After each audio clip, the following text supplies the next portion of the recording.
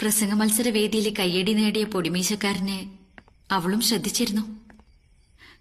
Pre ഡിഗ്രിക്ക് ചേരുന്ന കോളേജില് അവനും ഉണ്ടായിരിക്കണേന്ന് പ്രാർത്ഥിച്ചിരുന്നു.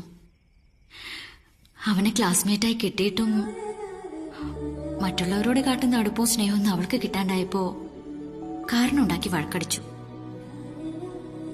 പകല് മുഴുവൻ വഴക്കിട്ട് രാത്രി അവന്റെ പേരിട്ട തലേണയും കെട്ടിപ്പിടിച്ചുറങ്ങി.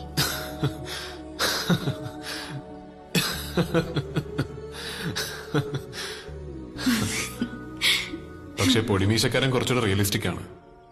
കോഴ്സ് കഴിഞ്ഞൊരു ജോലി സമ്പാദിച്ചിട്ട് വന്ന് വിളിച്ച കൂടെ പോരുമെന്നാണ് അവനറിയേണ്ടത്.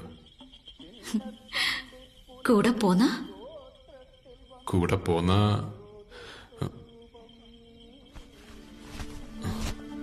ഹരി രാമ രാജ